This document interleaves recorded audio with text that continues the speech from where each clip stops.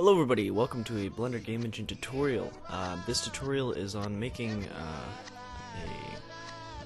a landscape or a terrain or a realistic outdoor environment within the Blender Game Engine. I want to keep this tutorial short and sweet and just kind of give you the rundowns of realistic environments and just kind of putting an environment together.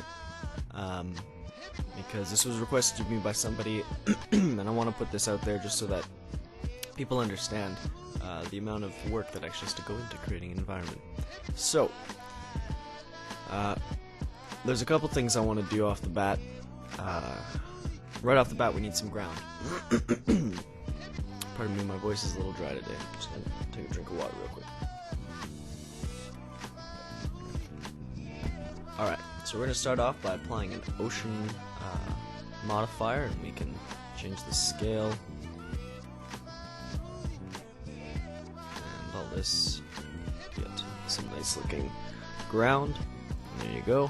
Then what we can do is unwrap this ground in our UV image editor, and we need to apply a texture to it. So you can head over to cgtextures.com, or maybe it's just textures.com now. There's a lot of websites that give away textures essentially, and then lots that sell them. But where are they?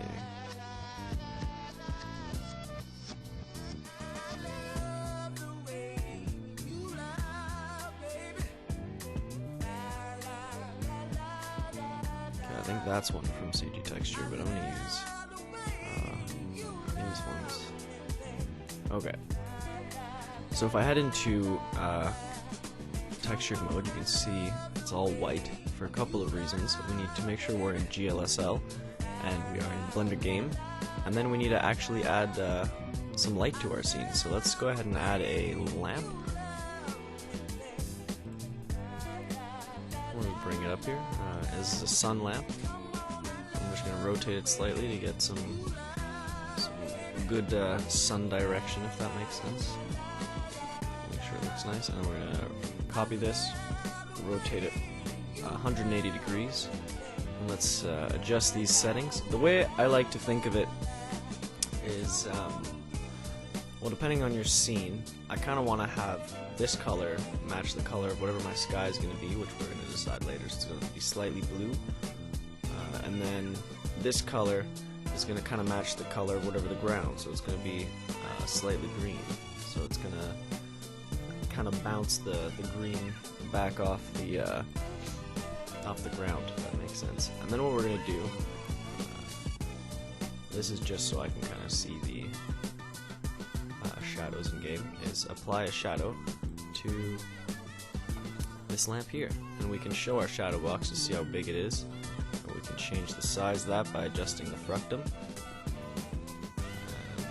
And we can change the this size here is the size of the actual texture, if you will. So you can see if we change this to variance, it'll be pretty good. It's not that blurry actually, but you can up this to like 1024 or 246 if you wanted to, or 2048 if you wanted to, but I think that should be okay for us.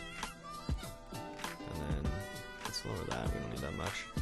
And then we need to make sure this texture doesn't look so weird, because that's some pretty big grass. So let's maybe scale this up quite a bit. We drop ourselves down here and look around to the ground. Let's see what this would actually look like. Alright, something like that. We can save this on our desktop as Untitled. And I'm going to apply my other textures. So here's a normal map.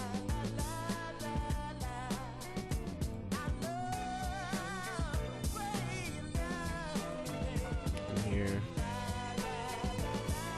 is a specular map.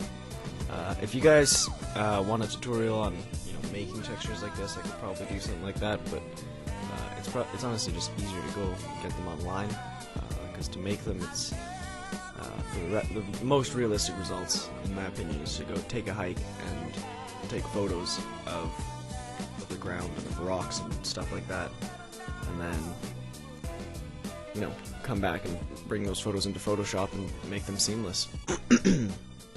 Okay, so this is looking pretty good, but it's a little dark in my scene here, so we're gonna brighten this up a little bit. We want to add a skybox as well.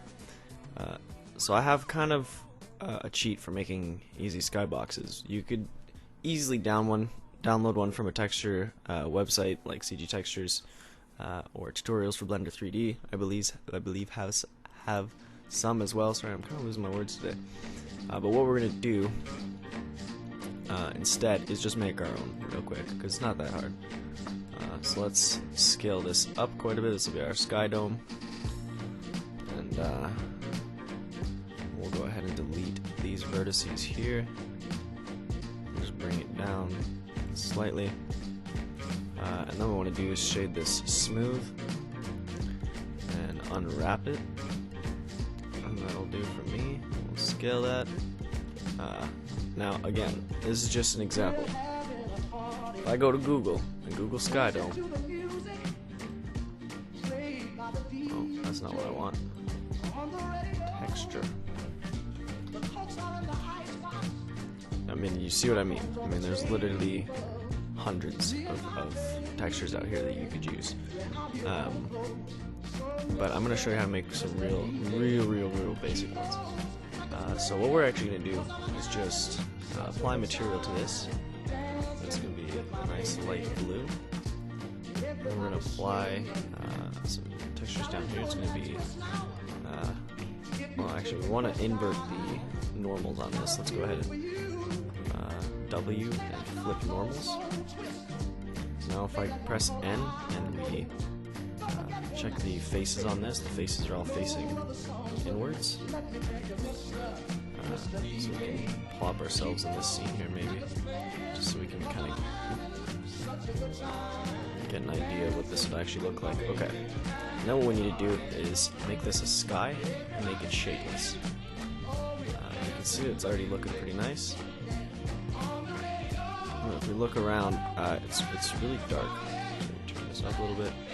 Something else we want to do is also have a bit of a mission on this, and we also want to have a bit of texture to this because it's a little boring. So if I go ahead and press play here, you can kind of see what's happening. What I'm going to do is basically create a new image that's good enough for me, and I'm going to bake the ambient occlusion, or sorry, I might just be able to do, let's try textures, let's bake that. Okay, get on this. Okay, now we can save this, and I'll go ahead and bring it into Photoshop.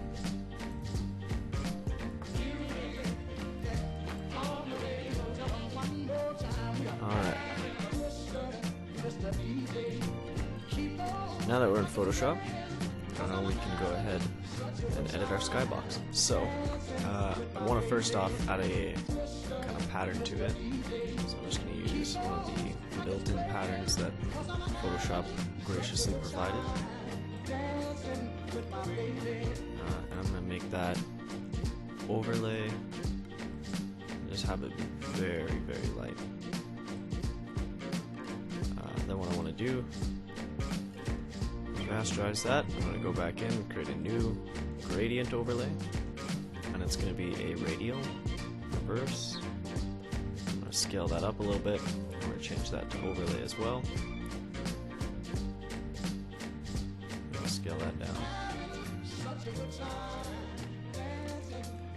So I'm basically kind of creating a horizon here. Alright, then I'm going to rasterize that and duplicate it. On this top layer, I'm going to go filter, blur, Gaussian blur, okay, screen, or maybe overlay. Yeah, that looks pretty good. Okay, then we can file, save for web,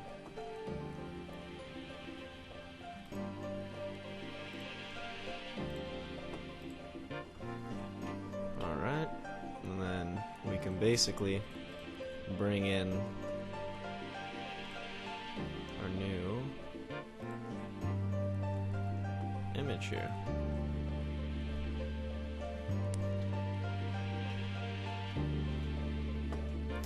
But this is not looking too good. So I think what we need to do is turn off backface culling. Maybe change this again, because you see what it's doing is it's lighting on the outside, not on the inside. Oh, there we go. Did something. Oh, you know what it is I'm an idiot. It's because I'm showing my shadow box. I thought my textures were messed up. Okay, there we go. So you can see that's looking way better. If I go ahead and play this, what's going on here? Now this is where we get this backface culling issue, I think. There we go. Okay, that looks not bad. If you wanted to add some trees to this or anything like that, you know, I have tutorials for that on astromnetwork.com. You can go check them out. There's lots of tutorials on making rocks and foliage and textures and things like that. So you can go check those out and learn how to decorate your scene. But this is kind of some really basic things you can do to get, you know, a little scene going. And then you just have to put your character in here and some trees in here, and you've got a little game scene. Something else you can do is also add some mist if that tickles your fancy.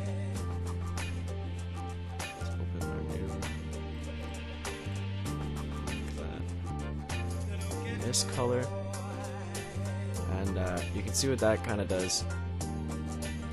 It just changes the way the environment looks. Kind of adds this fog or mist, if you will, and it looks pretty good. I think it just kind of helps with blending the sky with the ground. You know what I mean? Like blending those edges. Anyway. If you like this, let me know. I can show you guys how to do more of this stuff, like how to decorate this and how to plop some rocks in here randomly and stuff like that. You know, some advice I have if you're someone who's new to this and you're looking to make some huge game, is just don't. Like, make a smaller game and really just focus on making your game work, because there's so many little things that have to go into finishing the game. And it usually takes teams of hundreds and thousands of hours and millions of dollars to finish, you know, some of the huge world, you know, open world games you see.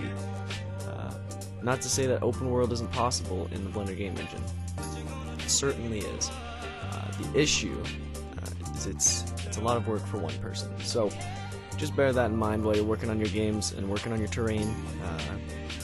I hope this helped in some way. If you like these types of videos, check out Astro Network for more. Thanks for watching. Bye-bye.